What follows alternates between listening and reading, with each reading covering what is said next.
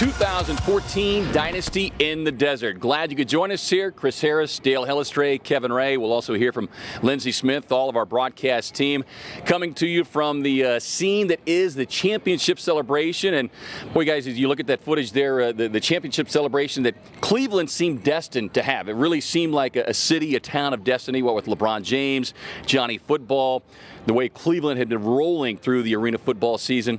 But along came the veteran and metal-tested Rattlers and put a absolute hammer on them. They did a really nice job, and I don't know if anybody really saw that coming, as the Rattlers frankly kind of struggled coming down the stretch till they played San Jose in the National Conference Championship game.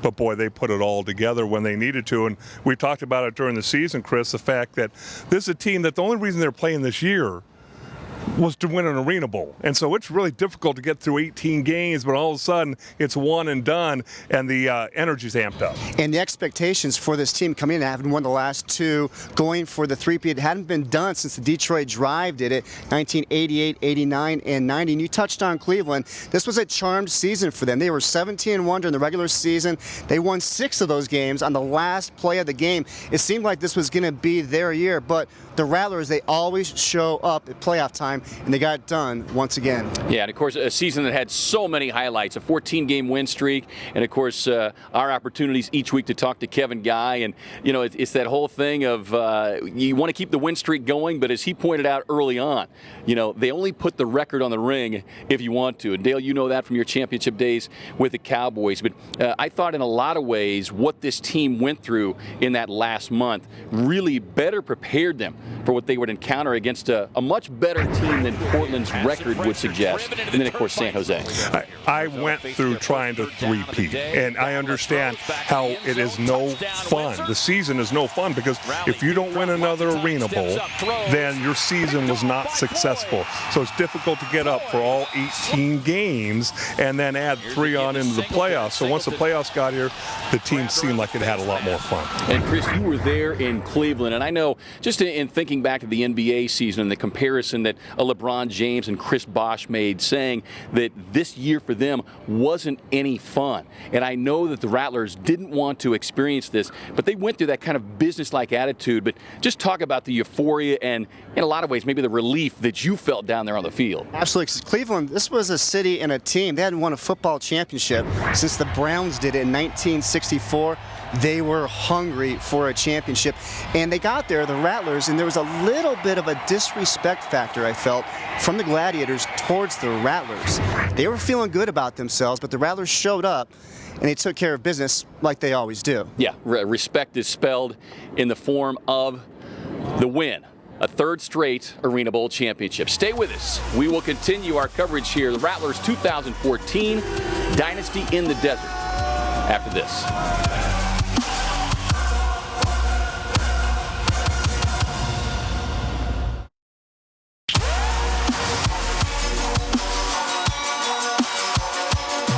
Back on Rattlers 2014, a Dynasty in the Desert. Kevin Ray, Dale Hillestray, Chris Harris, and mind-boggling numbers when you think about it, guys, throughout the entire season. 14 straight wins. You get to the Arena Bowl. You put 44 on the board in the first half, 72 for the game. Chris, you were there. I know the building was absolutely electric, as the league has to be thoroughly pleased and impressed.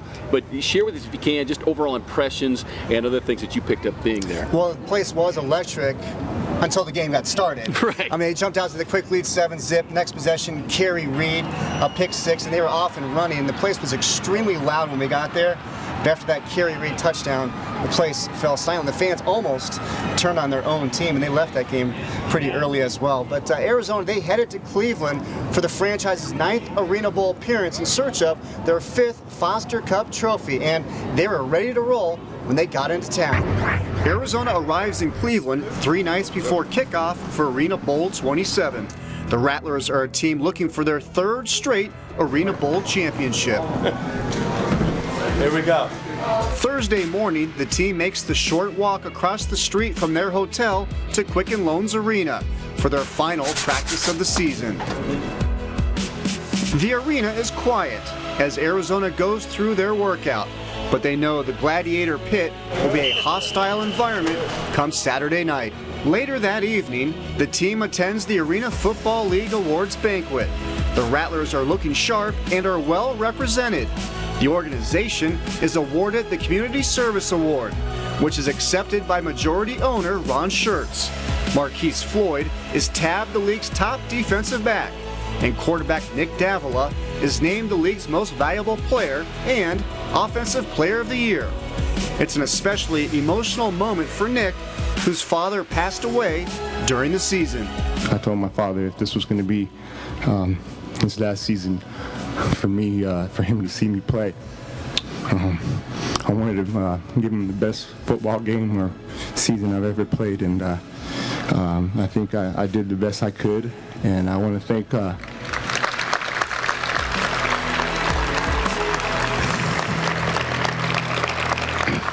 On Friday afternoon, the players gather for a team photo leading up to Media Day. Really appreciate everyone attending today. This is Arena Bowl 27 Media Day.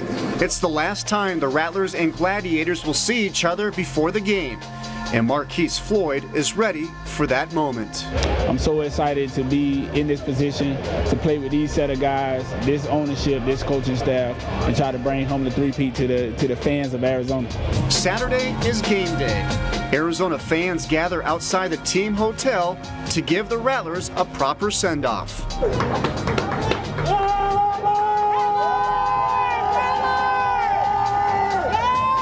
Outside the arena, the scene at the AFL's Fan Fest is picking up. Let's go Rattlers! Let's go Rattlers! Rattlers, I've got them by 28, no less than 25. It's going to be a blowout. The Rattlers are confident as well in a game that's been labeled Dynasty versus Destiny. It's a great atmosphere here. This is a matchup that everybody wanted to see, but we're going to see if that's the matchup they want by the end of the night. After the Rattlers score in the game's opening possession, the defense makes a statement of their own.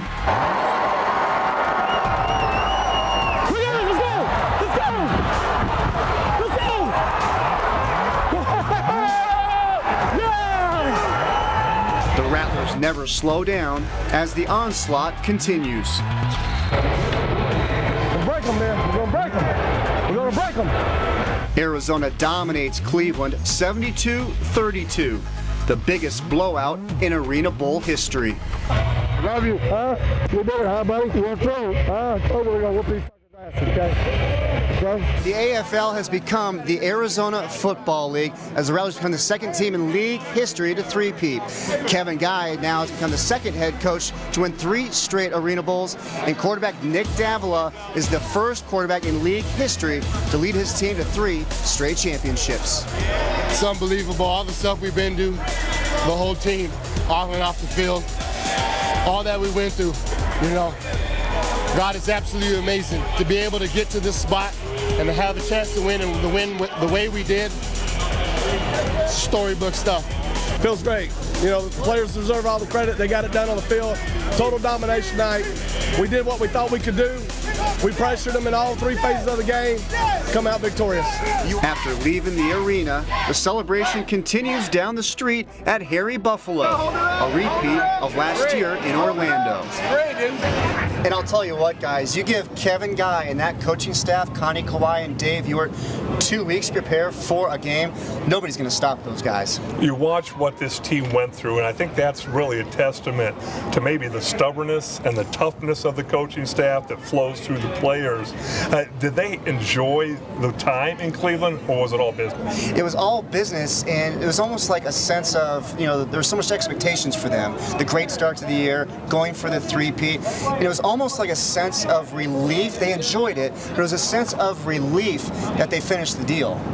Well, they most certainly finished the deal. They finished off Cleveland in rather quick fashion, as you pointed out. All right, stay with us, because when we come back, you always hear us talk about starting at the top. Kevin Guy says starting at the top. Well, we're going to get to the top because Ron Schertz and the coach, Kevin Guy, will join us when we continue.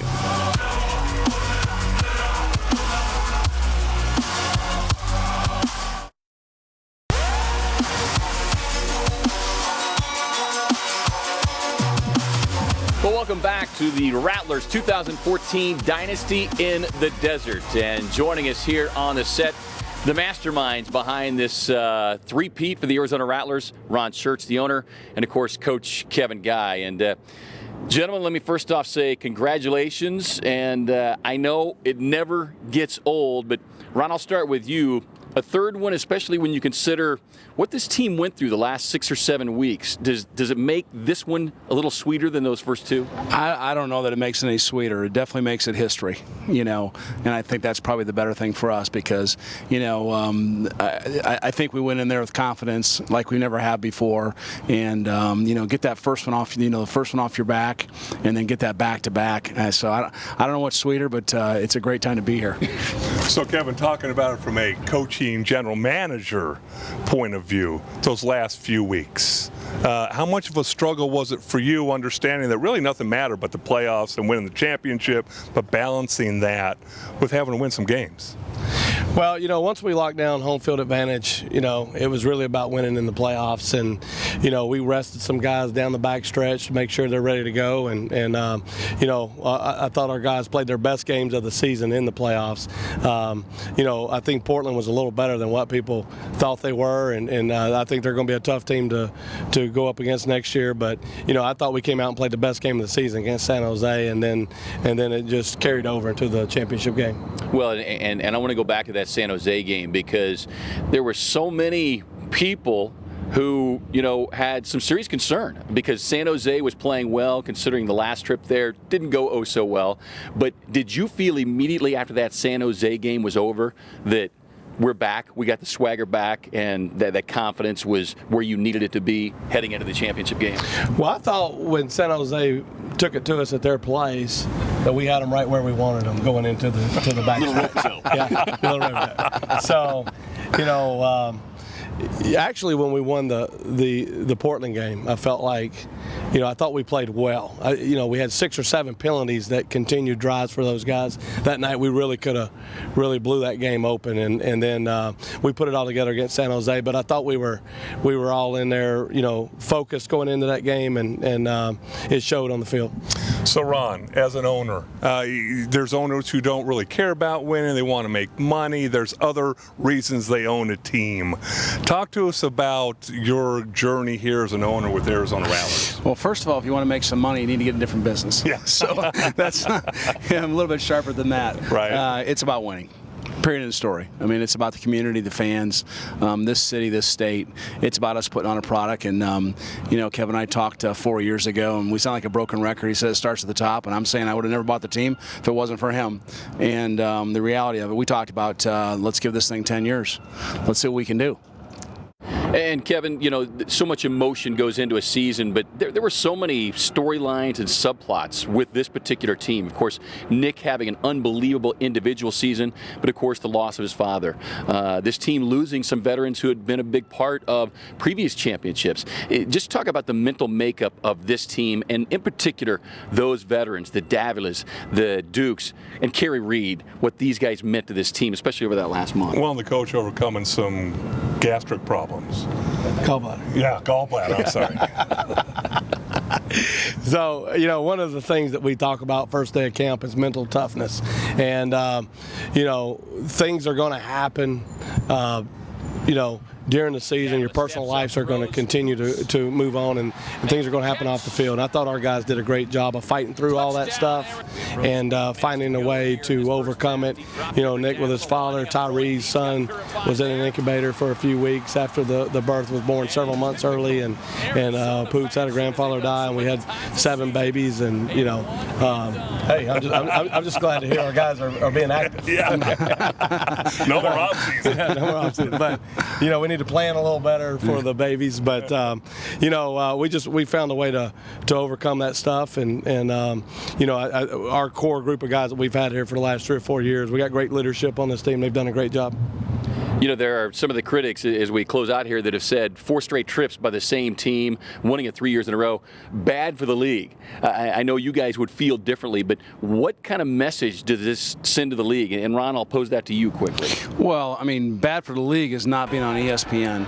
okay, with a sold-out stadium, that's crazy. That's not bad for the league. And regardless of who won that football game, it was great theater. And then, I talked about, I would love to have it here. I said, but the reality is for the league, let's go to Cleveland, where it's the hottest sports city in the country. Let's go up there, put on a show. Obviously, we want to win the football game. Unfortunately, a lot of those TVs were turned off in the second quarter, except for the Rattler fans. But that's good for the league. I don't care who wins. That's good for the league. All right, and of course, we may have seen KG's best 40 time on that return there by Kerry Reed as well, all without injuring his hamstring. Guys, congratulations. Unbelievable season. Congratulations. And nice job this year, guys, too. Thank you for the support. Thank you very much. All right, stay with us. Our coverage will continue here for the 2014 Arizona Rattlers Dynasty in the Desert. Stick with us. We've got some special guests coming up on the other side.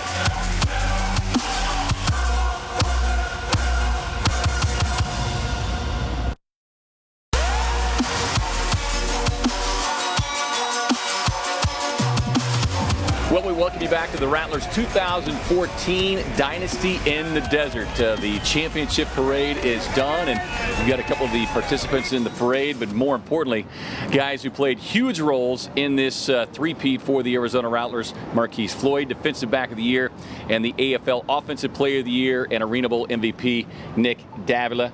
Guys, first off, congratulations. And, it's hard to really put into words, even from our perspective, what a season like this means. And Marquise, I'll start with you first. As a veteran, as a guy who's been through so much, can you describe just the overall emotions for you when that championship trophy was hoisted once again?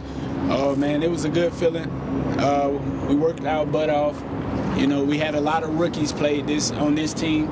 I never played with so many young guys in my career. But I think throughout the season, we just found a way to make it work. And we kept working hard, and we just kept trusting in one another and listening to what Coach Guy had to preach, and just going out every day and working hard. You really listened to everything Coach Guy said? Just you had a filter. Just a little stuff that Coach Guy said. And so, Nick, I want you to talk a little bit about, I was on a team that tried to win 3 in a row. We were not successful. Just talk about the trials, tribulations, the emotions. Obviously, you had to go through things, but there are a number of things that happened to you and your teammates throughout the year. Just take us on that little adventure. Well, this season had a lot of ups and downs, and for all of us, not just me individually, we had some players, that were going through some stuff. And the beautiful thing about football is that it's just like life. It teaches you so much about adversity, overcoming things, being confident but not cocky, stuff like that. And to be here, to be in that situation and to win the way we did in the Arena Bowl, it's storybook stuff. And it was awesome.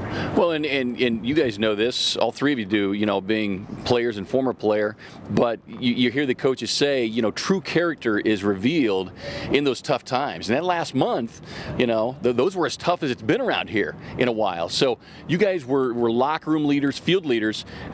Just share with us, if you can now, some of the emotions and thoughts and the things that were being said at that stretch.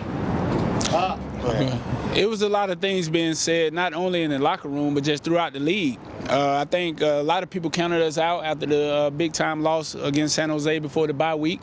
And, we knew what we was capable of doing, but we came back after that, after the bye week, and lost to Spokane, and then lost to Orlando on the road. And I remember the morning before the Arena Bowl looking at the Arena Fan and saw the percentages of us losing the Arena Bowl, and was like really shocked because, we had been there before and we just knew what it takes to win an Arena Bowl.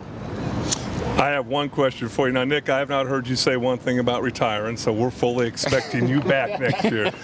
But the old guy to your left has mentioned retirement. And Coach Guy's come out and said he can be an all-league jack linebacker. He can play just about any position. So would you please let us know, are you coming back, Marquise, or not?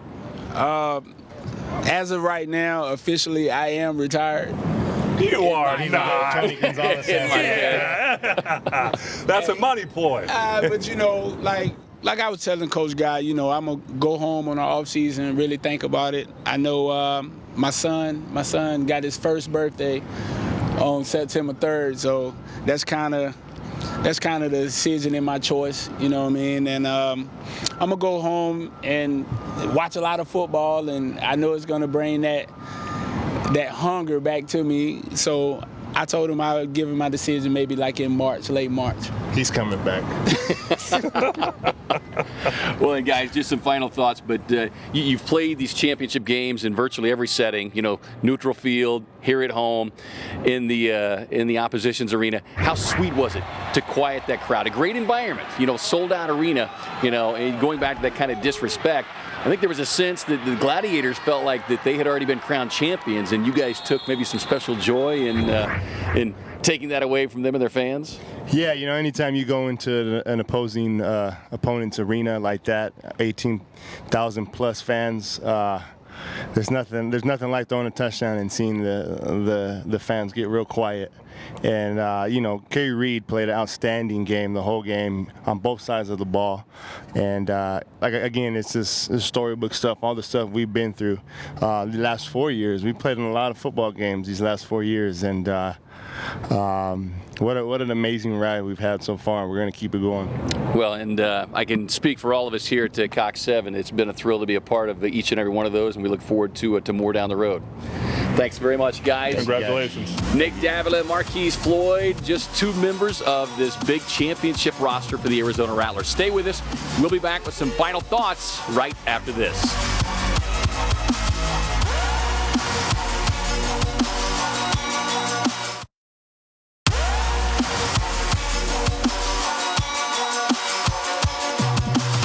Back on Rattlers 2014, Dynasty in the Desert. Got our broadcast team on hand here. Everybody enjoying the championship celebration in downtown Phoenix. Lindsay, you had an opportunity during the course of the season to interact with the fans, both in person at the games, but maybe more importantly on social media. What have they been saying this week following up that big win in Cleveland? Social media has been going crazy. Everyone is talking about the Rattlers and the Arena Bowl win. It's been so fun seeing the Instagram, the Twitter, and the Facebook pictures and videos, in fact. And these fans are absolutely amazing. They even came out to the airport to welcome home the team after the Arena Bowl. The Arizona Rattlers have some of the best and most loyal fans in the AFL. And to prove that, over 200 folks from across the valley filled the Phoenix Sky Harbor Airport to welcome home their three-time consecutive Arena Bowl champions. Oh, it was totally awesome after being there last night in the front row and watching them, put the whooping on and being here to welcome them back. Yeah, what an awesome season we've had. We love our Rattlers. This has been a great experience. Nick, this is the third straight time you've made the trip home from the Arena Bowl as a champion. What are your emotions like as you're greeted by all the fans? Unbelievable. We got the greatest fans in arena football. The Rattler Nation is here, and they're proud. As the team made their way down the hall, cheers erupted, and everyone knew that the champs had arrived back in town. Oh, I think it's very special. We got the best fans in the league. Rattler Nation has always been out here to support us, and we're glad to bring the championship back to Phoenix. Well, and as you can see, just a small sample of just how passionate these Rattler fans have been during the course of this team's great championship run. Lindsay, before we get out of here, just some final thoughts and some impressions from you this season. It was an absolutely amazing season. I had a blast interacting with all of the fans online, and even at the airport, the fans came out in droves, and it was so much fun to see how excited they were to see the team return. And Chris, for you, a great unique role is the fact that as a sideline reporter, you're right down there in the midst. I mean, you're catching up with guys after big plays, after bad plays. What has that been like? It's been fantastic, and you kind of get an attachment with the players and the coaching staff. And for me and our cameraman, Weston Watson, to be in Cleveland when they were able to win the Arena Bowl for a third straight time and see the emotions, not only the players' faces, but the coaches' faces, the families' faces, and the friends as well. And for all of them to be together, for me, that was the most rewarding experience of this season. And Dale, of course, for you and I, a chance to call these games, and no doubt, like Chris said, kind of echoing these comments, you start to form a bond with, the players and even that bristly head coach. You do, and you develop an affinity for him. And as a guy who tried to win 3 in a row with the Dallas Cowboys and fallen short, realizing how difficult it is to do, and to see this team overcome so much this season and then end it in resounding fashion was just fantastic. Well, we can't say enough thank yous to you, the fans, who have watched each week of our games, and many, many big thank yous to our entire crew. Too many to name right now, but they know who they are. And without them, we're not here even doing this show. Special thanks to the Rattlers because, no doubt, a class organization. That's going to wrap things up. So glad you could join us here for Rattlers 2014, a Dynasty in the Desert. We'll see you next season for the Rattlers football here on Cox 7 Arizona.